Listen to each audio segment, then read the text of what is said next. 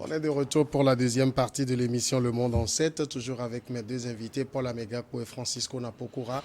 On va continuer maintenant avec le sujet du Sénégal. On va parler donc de cette décision d'un juge du tribunal administratif de Ziguinchor. Il aura fallu une audience marathon de près de 12 heures pour aboutir à cette décision.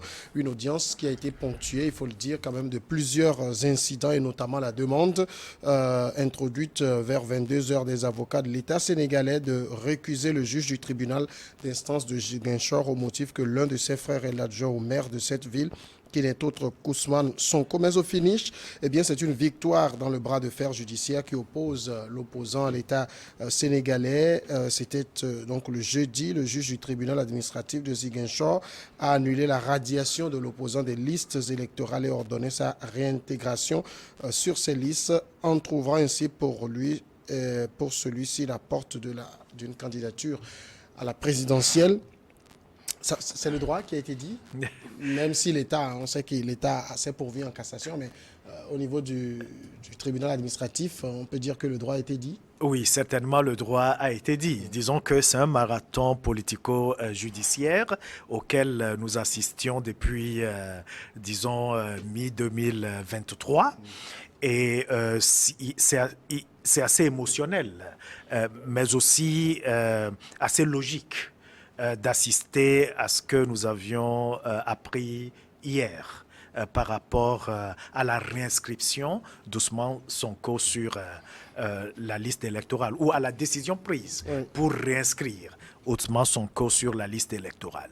Disons que c'est un feuilleton difficile, complexe, mais qu'on peut tenter d'expliquer de manière simpliste à l'opinion publique. Disons que Ousmane Sonko a été poursuivi pour des questions de mœurs qui ont conduit donc à un verdict de condamnation par contumace à 2 ans de prison ferme. Ousmane Sonko vivait sur le territoire, seulement il a refusé de comparaître. Et donc, lorsque une décision judiciaire est prononcée sur base de contumace, selon le droit positif sénégalais, il y a un certain nombre de conséquences. Si le prévenu, ou disons l'accusé, ne s'est pas présenté après la condamnation, cette condamnation reste en vigueur. La conséquence dans un contexte politique, c'est que Ousmane Sonko peut ne pas être arrêté, peut ne pas être envoyé en prison, mais ses droits électoraux, il sera déchu de son droit civil et civique. Du coup, il ne peut pas être candidat. Et nous pensons que c'est ce qu'espérait normalement l'État sénégalais. Cependant, il y a eu beaucoup de tractations du conseil ou des conseils juridiques de Ousmane Sonko qui, de manière décisive, avait conclu qu'il serait mieux pour Ousmane Sonko de se constituer prisonnier. Ça veut dire qu'à un moment donné, Ousmane Sonko devrait se constituer prisonnier. Et donc, la décision devrait immédiatement devenir caduque. Et quand la décision devient caduque, il faut un autre procès, une autre procédure qui va s'ouvrir aux avenirs incertains. Et donc l'État sénégalais voudrait éviter cet imbroglio juridico-politique à l'approche des élections. Et donc quelle a été la solution? C'est de trouver autre chef d'accusation, notamment complot contre... Corruption de la jeunesse. Bon, il a été condamné pour corruption de la jeunesse. Maintenant, c'est pour complicité d'atteinte à la sûreté de l'État, insurrection et autres chefs d'accusation pour lesquels il a été arrêté. Dans la foulée, même on disait vol, parce qu'il aurait volé un téléphone d'une gendarme et tout. Mais cette arrestation a fait que le prévenu condamné par contumace, donc le contumax qu'est devenu Ousmane Sonko, se retrouve dans les geôles du pouvoir. Et donc, par conséquence, la décision qui avait été prise, le verdict, devient automatiquement caduque, devient nul. et de nul effet. Et donc, c'est sur cette base-là que le recours a été fait auprès donc, de la juridiction où il était inscrit comme citoyen et le juge a dit du droit. Mais nous savons que le feuilleton n'est pas encore terminé parce que les avocats de l'État ont déjà exprimé leur volonté d'en faire recours auprès de la Cour suprême. Et nous savons que la Cour suprême a toujours suivi les décisions, en fait le verdict, l'arrêt qui a été prononcé par la Chambre criminelle. Parce que les avocats d'Ousmane Sonko avaient approché normalement l'organe de gestion des élections pour retirer le formulaire de caution. Et ce formulaire ce retrait avait été refusé. Il y a eu un pourvoi auprès de la Cour suprême et la Cour suprême a confirmé la décision de ne pas remettre à Ousmane Sonko le formulaire.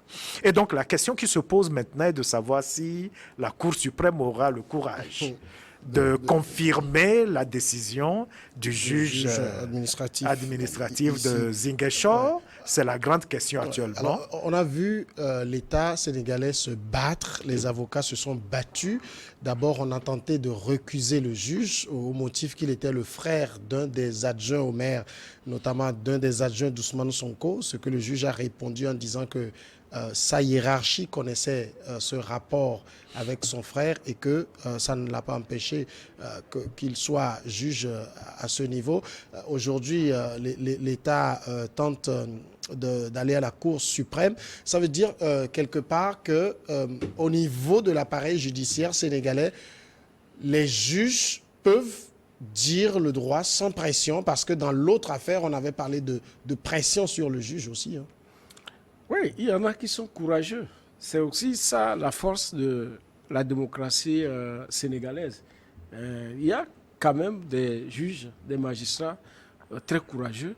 Et même dès le début de cette affaire, il y avait eu des tons, des grandes personnalités, et même des appareils de l'État et de la justice qui s'étaient prononcés depuis que Macky Sall voulait forcer pour faire son troisième mandat. Donc, c'est très intéressant et très important pour le Sénégal et pour l'Afrique. C'est une leçon quand même pour tous les autres magistrats qui font le béni oui-oui. Il faut que les gens s'affirment. Quand vous avez un poste de responsabilité, c'est ça que vous avez appris. C'est ça, même votre, disons, c'est votre conscience. Tout le temps que vous allez passer sur cette terre, est-ce que vous avez bien fait votre travail pour lequel vous avez été payé? À défaut, c'est la malédiction, tout court. Donc, c'est une bonne chose au Sénégal de voir ces choses arriver, et ils vont aller jusqu'au bout. Mais le problème qui se pose ici en Afrique, c'est que comment les gens arrivent à mobiliser comme ça les appareils, les moyens de l'État. Vous avez vu les juges de l'État, les procureurs, tout, mais qui se mettent au service d'un individu, sachant que ce qu'ils sont en train de faire, ce n'est pas normal. Imaginez, ils sont payés à la fin du mois, c'est avec l'argent du contribuable. Tout ce qu'ils sont en train de faire comme dépenses, ça peut construire, ne serait-ce qu'une école, ou même fournir des tables bancs dans des écoles, ou sauver des vies dans les hôpitaux. Mais ils s'obstinent avec Macky Sall, sincèrement. C'est-à-dire que je ne comprends pas dans quelle logique il est, puisque le même combat, il avait mené contre Wade, et Wade aussi l'avait mené au temps de Diouf, mais ça continue. Donc, il va falloir que certains courageux, n'est-ce pas, prennent la décision de mettre fin à cela. Ils vont faire appel. Ils ont déjà dit leur intention qu'ils vont faire appel au niveau de la Cour suprême. Il faut que cette fois-ci, la Cour suprême, et disons, les juges de la Cour suprême aient le courage. Vous dites, ce n'est pas seulement la personne de Macky Sall et de Sonko que nous vivons. Nous travaillons pour tous les Sénégalais. Donc, c'est de son droit, c'est du droit de Sonko, Ousmane Sonko, d'aller aux élections, d'être votant ou d'être candidat, il faut qu'on lui offre cette chance. Il a décliné tout ce qu'il y a eu comme soubresaut sur sa route en termes de chef d'accusation fallacieuse, même si, personnellement, je ne suis pas pour quelqu'un de cette envergure à rentrer dans les salons de coiffure ici et là ou à comment l'appelle-t-on, à retirer un portable à une gendarmette. Ça, c'est qu'elle était en train de le filmer. Oui, mais il est un homme public, comment on ne peut pas le filmer? Un homme public, on doit le filmer. Il n'est pas en train de faire pipi quelque part. Même s'il fait pipi au bord de la route, on doit le filmer parce que son niveau ne lui permet plus certaines choses. Donc, ça, c'est des fautes que moi, je condamne. Mais le fait de continuer, pas brimer les droits de la personne, à mobiliser, regardez tous ceux qui sont morts depuis presque 2 ans. Hein, voilà, que les gens meurent. Ça fait 2 ans que des biens des gens sont saccagés. Même jusqu'au temple du savoir à l'université. On a cassé des choses à l'université. Donc, nous ne sommes plus des universitaires alors. Quand on met pied là-bas, on ne peut plus devenir vandale. Donc, il faut que les gens sachent ceux qui orchestrent tout ça, en commençant par Macky Sall, qui va partir. Il doit un jour sortir et marcher dans la rue, la tête haute. Et non, quand il va passer, qu'on lui crie dessus. Et qu'il sache qu'il n'est pas exempté de poursuite. Parce que si demain on le poursuit pour avoir, pour la haute trahison, c'est-à-dire utiliser les moyens de l'État contre les citoyens, il ne faut pas qu'il crie qu'il est malade, qu'il va aller se soigner à Dubaï. Il faut qu'il sache qu'il lui aussi il a mis des gens en prison qui sont malades.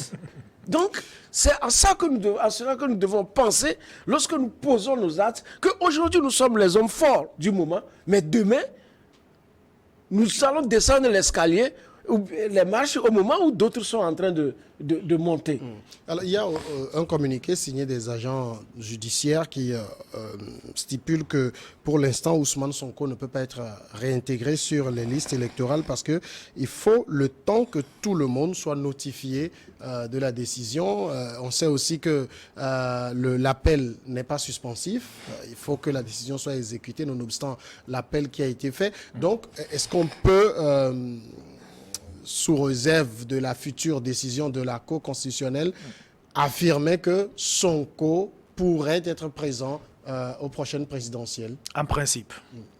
En principe, Sonko pourrait être présent parce que pour l'instant, il n'est pas sous le coup d'une condamnation, d'une autre condamnation. Il est prévenu, détenu, donc on peut le libérer à tout moment pour non-lieu ou pour autre raison. Mais pour sa condamnation première, pour laquelle, disons, il est maintenant détenu, parce qu'on l'a maintenant dans les mains, et où donc la contumace ne passe plus, nous pensons qu'il y a une victoire qui se manifeste, nonobstant le fait que le pourvoi n'est pas suspensif, nous pensons que cette décision sera exécutée. Maintenant, nous allons voir s'il n'y aura pas de blocage administratif, parce que tel que Francis l'a dit tout de suite, il y a une main noire qui surplombe l'ensemble de ces procédures, qu'il est donc difficile de pouvoir raisonnablement prédire ce qu'il en serait. Mais ce qui est évident, c'est que les lignes ont bougé avec une possibilité que Sonko soit réinscrit et qu'il puisse obtenir le formulaire de cautionnement et que finalement sa candidature passe. Et je pense que ça serait à l'avantage de la démocratie, parce que la démocratie, c'est le pluralisme. La démocratie, c'est la possibilité, c'est le champ des possibilités. Et aujourd'hui, nous sentons qu'il y a encore une possibilité pour Sonko, malgré tout ce pourquoi on peut l'accuser.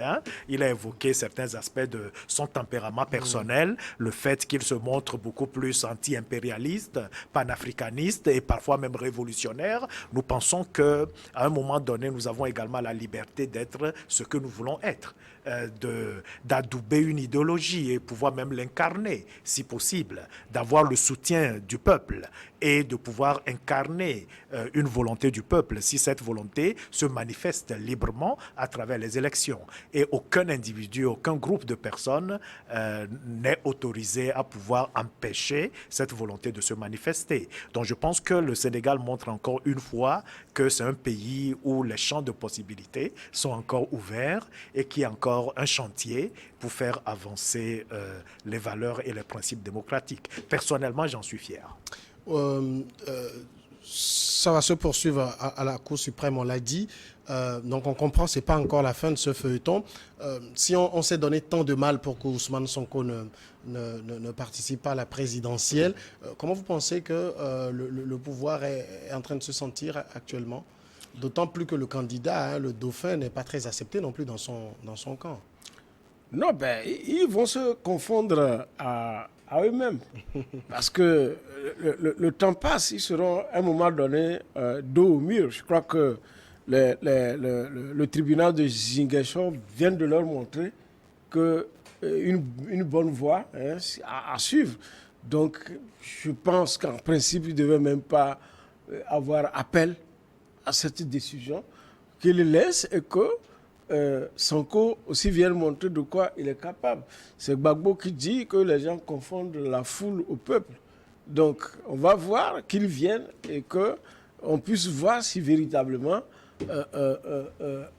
il a la poigne pour le faire. Mais il ne faut pas aller prendre un candidat comme le fameux dauphin qui va venir et après demain, quand il y aura un coup d'État, on va crier qu'il y a eu une élection démocratique et transparente. Non, il faut cesser cette démocratie de façade, de ces démocraties qui sont, disons, téléguidées depuis des palais et qui finalement font plus de mal à nos peuples. Parce que si vous allez prendre un candidat qui n'est pas d'abord, et disons, qui est déjà contesté dans son camp, et que vous allez le proposer contre des gens farouches, et quand ils vont gagner, ce serait une catastrophe. Il y aura encore des bains de sang, des morts, parce qu'il y aura des protestations. Donc il faut éviter ça, parce que la démocratie en Afrique ne doit pas continuer de faire des morts et des exilés. Il faut cesser, sinon moi je dis, à défaut, il faut carrément proclamer des monarchies constitutionnelles. Qu'on abandonne cette histoire, oui, mais à chaque élection, c'est des morts, des contestations. Déjà partir en exil. Nous ne sommes pas en train de faire la démocratie. Donc si tel est le cas, que c'est à cela que Macky Sall et ses serviteurs veulent nous amener le Sénégal, inutile de dire qu'on fait une démocratie. D'accord. Oui, en fait, vous savez, une petite parenthèse, de manière factuelle, l'histoire récente de l'Afrique a montré que désigner un dauphin ne veut pas dire nécessairement que le dauphin gagne. Nous l'avons vu au Bénin, entre...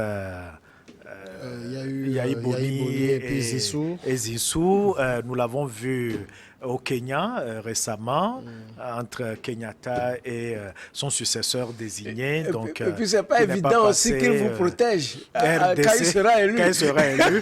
En RDC, nous l'avons vu. On l'a vu en Angola, on l'a vu en Mauritanie, ainsi de suite. Donc, il y a quand même, disons...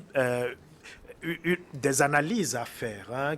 Il y a des phénomènes qui ne sont pas encore bien saisis scientifiquement au niveau de la science politique pour démontrer que effectivement, lorsque le président sortant désigne un dauphin, du coup ça passe. Je pense que la démocratie voudrait justement que la volonté du peuple prévale, quoi qu'il arrive. Et le Sénégal a une tradition démocratique. Le Sénégal a une tradition démocratique.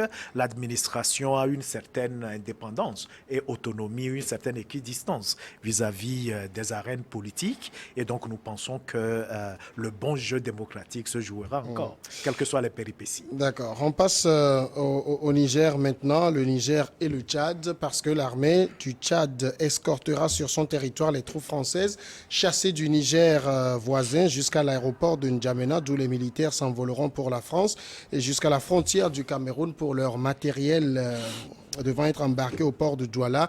C'est N'Djamena qui a fait l'annonce. L'armée française doit évacuer ses matériels en majeure partie par voie terrestre vers le Tchad, puis le Cameroun, avant leur rapatriement en France. Un parcours de 3000 km au moins, dont une partie en traversant des zones hostiles, parce que sur la frontière entre le Cameroun, le Tchad et le Niger, il y a des îlots qui sont occupés par des groupes djihadistes. Le Tchad quand même a accepté d'ouvrir ce corridor après que le Niamey ait refusé à ses troupes de descendre par justement le sud et de passer par Cotonou pour partir.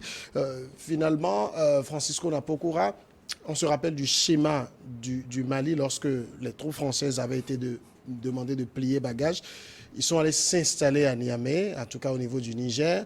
Aujourd'hui, est-ce que Paris ne cherche plus à cantonner ses troupes sur le continent, veut simplement les rapatrier? Oui, c'était dit, Emmanuel Macron l'avait dit, qu'ils vont faire quitter les troupes du Niger, donc beaucoup vont rentrer.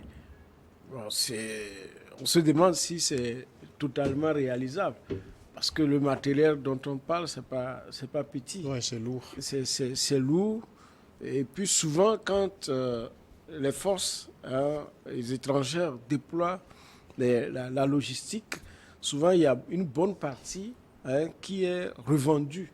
C'est-à-dire qu'on ne retourne pas avec.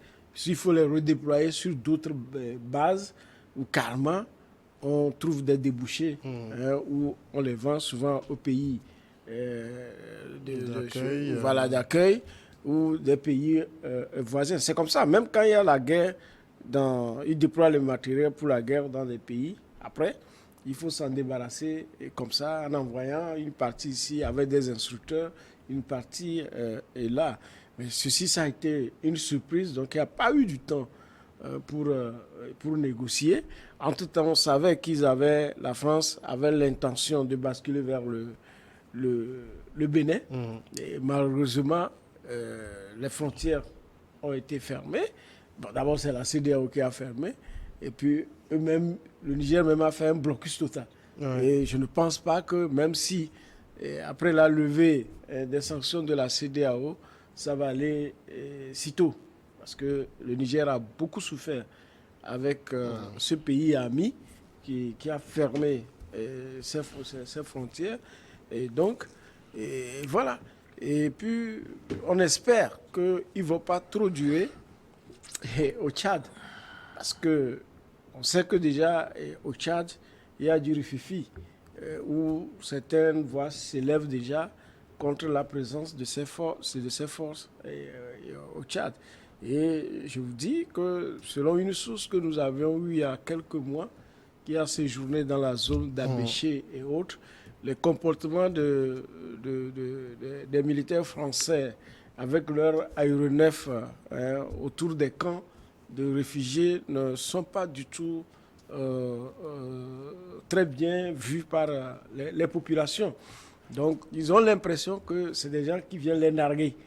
Donc, il y a des risques qu'un jour, au Tchad aussi, surtout si le contingent des 1500 hommes dure là-bas, il y a de fortes chances que les populations du Tchad aussi se soulèvent. Et je dis déjà que la force qu'il y avait déjà au Tchad il y a une mauvaise appréhension des populations vis-à-vis de ces forces. Donc, ils doivent normalement réviser totalement les forces françaises. Ouais. Sinon, la France tout entière, sur sa diplomatie, doit réviser sa façon de se comporter, sa façon de s'adresser aux gens, parce que ce n'est pas du tout bien. Alors, si je l'ai rappelé dans mon introduction, le Niger n'a pas accepté que ses troupes soient déployées par Cotonou pour prendre le bateau là-bas, a plutôt accepté qu'il passe par N'Djamena. Est-ce que Niamey trouve N'Djamena moins hostile que Porto Novo? Oui, certainement, N'Djamena est moins hostile parce que nous savons déjà le rôle que le Tchad a joué dans les tentatives de règlement de la crise militaro-politique au lendemain du coup d'État de juillet. Et donc aujourd'hui, le Tchad est plus fréquentable pour les nouvelles autorités du Niger que le Bénin. Et nous savons peut-être que le Bénin également, qui a un certain nombre de pressions internes, ne voudrait pas voir transiter, puisque on ne sait jamais qu'est-ce qu'on laisse sur le chemin, comme Francis venait de le dire tout de suite. Mais la grande question qui se pose, c'est la doctrine militaire même de l'intervention de la France dans nos pays africains. Parce que jusqu'à présent, on ne comprend pas pour quel motif ou quel intérêt particulier la France maintient ou voudrait maintenir ses bases dans nos pays. Lorsque nous prenons l'Afrique de l'Ouest seule, l'effectif de nos armées regroupées avoisinerait les 250 000 éléments. 250 000 éléments. C'est beaucoup. Et nous savons que les groupes armés qui interviennent, même si parfois ils sont lourdement armés, leur effectif est largement limité. Alors, pourquoi est-ce qu'il n'y a pas une politique commune au niveau de la CEDEAO pour apporter assistance aux États qui sont directement et immédiatement menacés et avoir une stratégie globale de contenir cette menace djihadiste et ces agressions violentes auxquelles nous assistons? Parce que les forces françaises sont considérées comme des forces d'occupation. Il est aisé de remarquer que lorsque la France intervenait, premièrement, c'était donc au Mali, au lendemain du coup d'État de 2012 et la descente des djihadistes vers le sud, vers Bamako, en 2013, il y a eu un autre coup d'État en Centrafrique, où Djotoda avait renversé le général... comment il s'appelle même là? Bozizé. François Bozizé, et cela a failli dégénérer en guerre civile. La France a maintenu sa présence au Mali, mais a suspendu la mission des forces sangaris du côté de Centrafrique, alors même que le pays renouait juste avec un régime nouvellement élu, donc un civil qui n'a pas une armée sous la main. Le pays était sous embargo.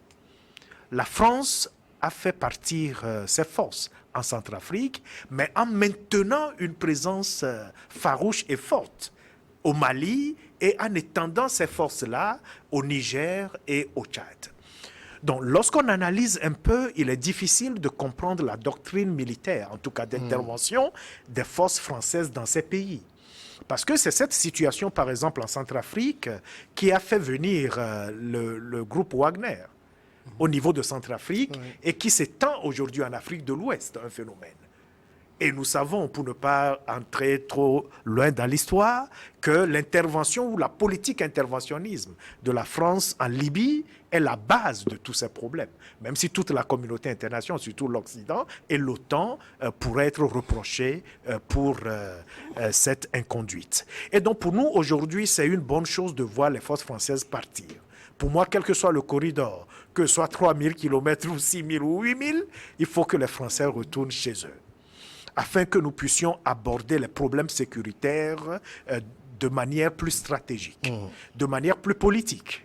Parce que les revendications des groupes armés sont parfois des revendications à la fois communautaires, politiques, économiques, culturelles et identitaires. Et donc c'est multiforme.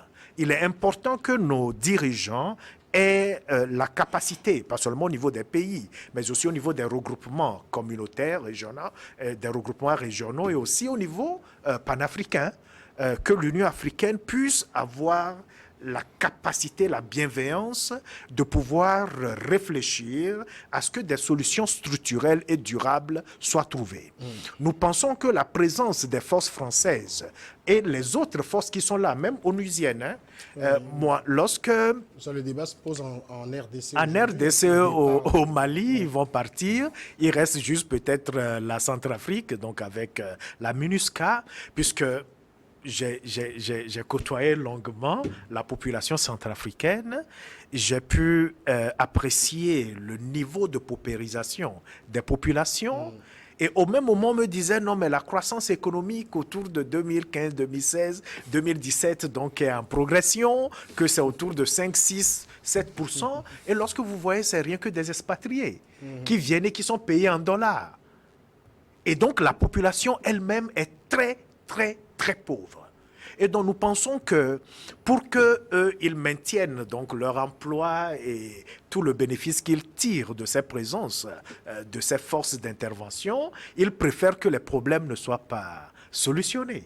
Et donc, je pense que c'est la même mentalité, en attendant de trouver des justifications logiques et raisonnables sur la volonté de la France de maintenir ses bases en Afrique. Je pense qu'il y a un intérêt caché de préserver les avantages et les bénéfices que la France tire de sa présence dans ces régions. Aujourd'hui, on assiste quand même à, je veux dire, un désamour entre les troupes françaises et les pays dans lesquels ils sont déployés. Est-ce que vous pensez que dans ces pays-là, que ce soit à Bamako, que ce soit à Ouagadougou, à Niamey aujourd'hui, et peut-être je ne sais plus quel pays après, il n'y aura pas dans l'avenir de situation où on aura encore ces gouvernants qui vont dire à la France de venir au secours?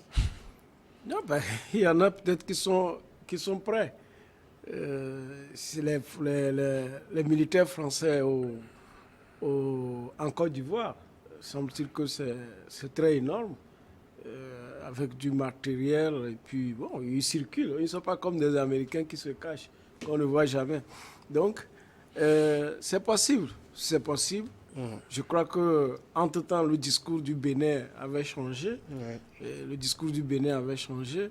Même des gens prêtaient même l'intention au Togo de vouloir abriter une base militaire. Le Togo est fatigué de tout ça. Mais il y a toujours, mais c'est à la France de bien réfléchir, de voir, parce que si on les renvoie encore d'un pays, ça va être vraiment une catastrophe. Sinon, au niveau du Tchad, je l'ai dit déjà, que leur comportement, les populations n'aiment pas. Donc, si ça arrive, et en Côte d'Ivoire, je dis, ils sont nombreux et très visibles. Donc, tout est possible à tout moment, où les gens peuvent demander dégage, où les gens peuvent demander, surtout certains chefs d'État, qui pensent que c'est parce qu'on a une base militaire qu'on est bien vu par Paris, mais les expériences viennent, malgré la présence de cette base au Niger, à Niamey même. Ça dit que pas loin de la présidence de la République, ça n'a pas évité un coup d'État. Cette base est au Gabon, ça n'a jamais évité un coup d'État. Donc tout comme ailleurs, ça n'empêchera jamais les coups d'État. C'est que nos gouvernants doivent savoir qu'ils sont en train de gouverner des peuples. Un peuple qui a besoin de dignité, qui a besoin que la classe dirigeante pense à eux et que leurs préoccupations soient prises en compte dans les différents axes, dans les budgets. Et je dis souvent que quand on vote un budget dans nos pays, un budget de l'État, tout le monde, chaque citoyen doit voir quelle est sa participation, qu'est-ce qui lui revient en principe. On doit pouvoir expliquer aux gens comment lire cela et que les gens attendent et vérifient. Est-ce que ce qu'on m'a promis est tombé dans mon assiette et non qu'on soit en face des gens qui fonctionnent comme des pickpockets et qui appauvrissent des populations. À cette allure, il ne peut qu'y avoir de ces problèmes, des coups d'État, des révolutions, des révoltes des peuples. Et ça retarde toujours nos pays parce que quand un coup d'État arrive, c'est, disons, beaucoup de choses qui sont chamboulées. Même le trésor parfois est vidé. Ceux qui sont la clé du coffre d'Ali Baba, qui sont déjà à l'extérieur du pays, ils se frottent les mains parce qu'ils ne reviendront plus jamais. D'accord? Donc, il faut toujours recommencer. Alors que toujours recommencer, ça ne voulait pas. Il faut quand même toujours arriver à tisser le fil au bout de l'ancienne corde.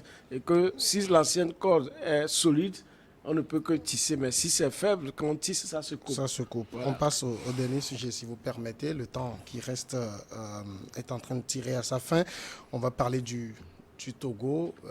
C'est présenté comme une révolution, en tout cas par les autorités, avec la plateforme industrielle d'Aditi Copé, abrégé la PIA, ou la PIA, c'est selon, qui a démarré mardi dernier l'exportation de vêtements made in Togo vers les États-Unis d'Amérique. Cet événement a été couplé de l'inauguration du bâtiment abritant le guichet unique de la plateforme ainsi que du lancement de la marque pour la production d'huile raffinée de soja, l'exportation des textiles et la production d'huile raffinée que nous lançons aujourd'hui sont le fruit de la vision stratégique du président de la République, Faure Gnassingbé, qui vise entre autres à valoriser notre savoir-faire, à diversifier nos produits et à accroître les échanges commerciaux et les investissements entre les États-Unis d'Amérique et le Togo. C'est le commandant Sanda qui a tenu ces propos. Ça ne vient pas de moi, vous le savez.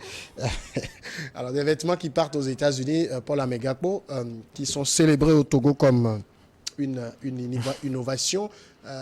Vous vous en réjouissez qu'on envoie des habits aux Américains? Oui, je m'en réjouis.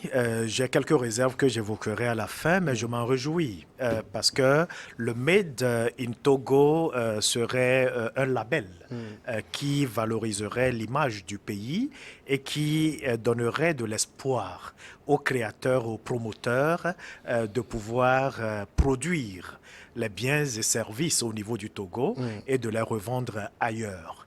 Le Made in Togo est une politique publique. Je pense qu'il avait commencé déjà au niveau de l'artisanat. Je me rappelle, il y a une dizaine d'années en arrière, avec le ministère de l'Artisanat, de l'Emploi des Jeunes, il y a eu une stratégie nationale qui avait été développée pour faire en sorte qu'à la fois du secteur informel, les PME et PMI, qu'on puisse avoir des promoteurs togolais, qu'on pourrait désigner des champions. Et donc avoir un hub de production, de transformation des produits au niveau du Togo et surtout frapper du sceau de Made in Togo et envoyer au-delà des frontières est un message très fort d'espoir pour l'avenir. Ce que nous avons remarqué au niveau du PIA, c'est que ce n'est pas seulement de textile, c'est le textile qui est parti. Mais aussi, il y a une diversité de gammes de produits qui seront transformés sur place. Vous avez évoqué le soja, il semble qu'il y a du bois et d'autres produits qui vont rentrer en scène. Donc, la question que nous nous posons, c'est de savoir quelle est la place qu'occupe l'humain, le capital humain togolais dans cette transformation, dans cette nouvelle orientation. Gardez cette question. Je vais écouter aussi la réaction de Francisco Napokura sur ce premier pas pour le Made in Togo. Oui, nous avons toujours prôné, disons, la production comme base d'un développement. Donc, ce que promouvoir un pays togolais à l'extérieur du pays, c'est une fierté pour nous tous, Togolais. Et quand on voit dans les rayons, disons à l'extérieur, en Occident, aux États-Unis, au Canada, moi j'ai travaillé sur un projet pour les très petites et moyennes entreprises. Quand vous voyez des jeunes filles et garçons togolais qui à base de, comment vous l'appelez, des fruits et légumes togolais qui produisent ça dit jusqu'à la conservation, tout, et qui exportent avec des conteneurs à l'extérieur. Et quand vous voyez, par exemple, au pays, si vous allez voir, sur la route de Tchévier, et quelque part, il y a un Togolais on cultive le maïs dans des régions du Togo, qui collecte, qui analyse et qui transforme en farine. Quand vous allez au Niger, vous voyez ça dans les supermarchés. Vous allez en France, en Suisse, vous voyez dans les supermarchés. Voilà, c'est de cette production que nous parlons. Donc, cultiver le coton au Togo, transformer ça en fibres et passer dans une usine et faire des tissus, des vêtements et exporter, c'est ça qu'on appelle Made in Togo. Mais est-ce que là où nous sommes aujourd'hui, est-ce que notre industrie, la PIA, fait ça. C'est-à-dire que va collecter, par exemple, le coton à chose au niveau de NSCT, c'est la nouvelle société de coton au Togo qui est habilitée à collecter et à vendre le coton.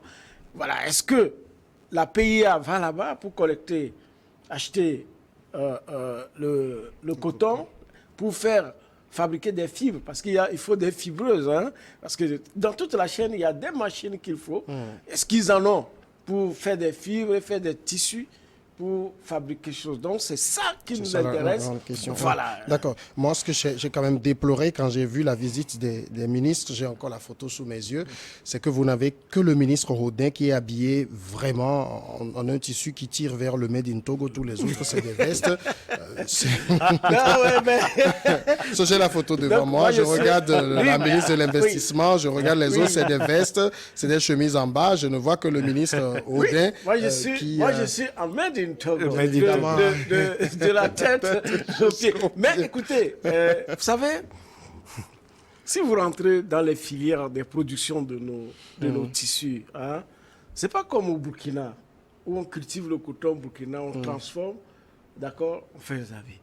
Beaucoup de choses que nous portons ici, des fibres, Ouais, les fibres sont importées de l'Asie. Colorier, donc c'est juste la main d'œuvre. Ouais, d'accord. Oui, tous les bolgas que nous portons, pratiquement, c'est avant qu'il y avait nos vieilles qui faisaient les choses. Donc maintenant, c'est les choses qui viennent de l'Asie. Et je vous dis, parce que j'ai des doutes sur ce qui se fait à la PIA en tant que Made in Togo, parce que je vais vous dire, quand même l'usine textile de Dacha, à l'époque, l'usine textile de Dacha même importait des tissus d'Asie pour, n'est-ce pas, découper, faire des transformations ici. On parlait de Made in Togo. Et donc, je ne pense pas que la PIA qui est ici a mis de l'investissement dans tout ça pour pouvoir transformer. Togo. Voilà. Paul Amegakpo, vous parliez donc de la place du capital humain. Absolument. C'est-à-dire que ça serait durable si l'humain est valorisé au niveau de ces plateformes-là. Vous voulez dire quoi par là? Oui, il faut voir le système de qualification et de capacitation donc, des jeunes, hommes et femmes qui interviendront là-bas. Il faut avoir des pôles de formation, il faut anticiper dans plusieurs domaines et faire en sorte que nous ayons du personnel qualifié. Personnel qualifié, bon salaire, salaire décent. Il faut que la politique de traitement salarial pour le personnel qui interviendrait là soit un traitement qualifiant et valorisant. Ce sont des aspects sur lesquels il faut mettre suffisamment d'accent. Il faut également faire en sorte que la chaîne de valeur soit une chaîne bouclée. C'est-à-dire que, tel que M. Francis vient de le dire, nous avons besoin de commencer par le producteur de matières premières à la base jusqu'au dernier transformateur et consommateur pour que ce soit la plus-value qui reste chez nous. La plus-value qu'on prenne et que la plus-value ne soit pas exportée ailleurs. Nous savons qu'aujourd'hui, la globalisation fait que les matières premières sont accessibles partout. Le coût de transport est réduit. Donc, on serait tenté de pouvoir importer ici et là. Mais après, ça va tuer l'élan parce qu'il n'y aura pas de plus-value qui donnerait de retombées, qui créerait de richesses et donc de prospérité pour les communautés. Donc, il faut veiller à cela.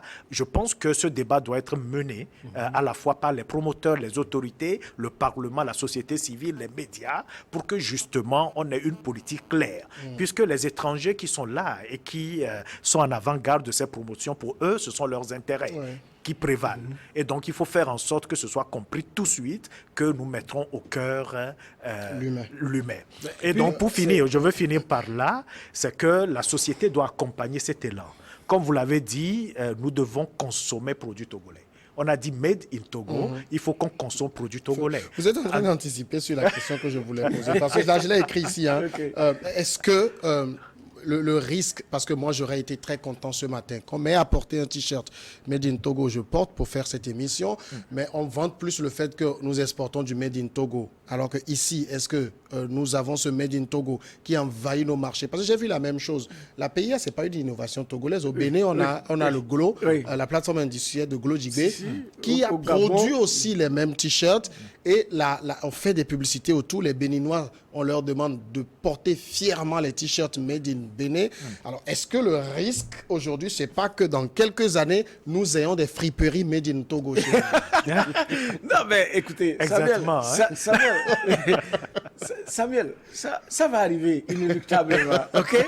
Vous savez, aujourd'hui, nous sommes dans ce qu'on appelle la Goa, qui permet, avec des facilités, d'exporter.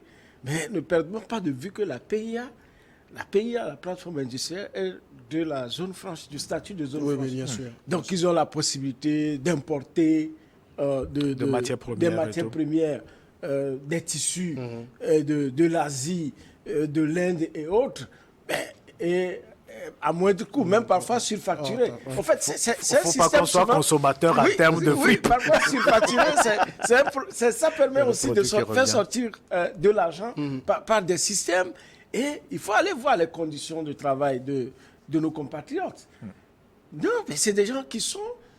Nous, on avait fait un dossier lorsque le gouvernement avait vu le SMIC à la hausse à partir de janvier. Nous avions fait même un numéro, un article dans la chose où nous avons précisé, même la PIA, c'était des gens qui étaient à une quarantaine de mille par mois. Moi, j'ai un neveu qui a démissionné. Il a sa licence, il est allé.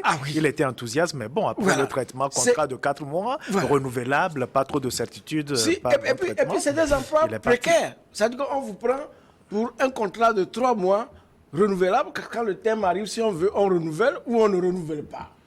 C'est pour ça que je disais qu'il faut un débat structuré sur la question il faut que les gens afin d'assurer la durabilité. Mentir, dans le compte du chef de l'État.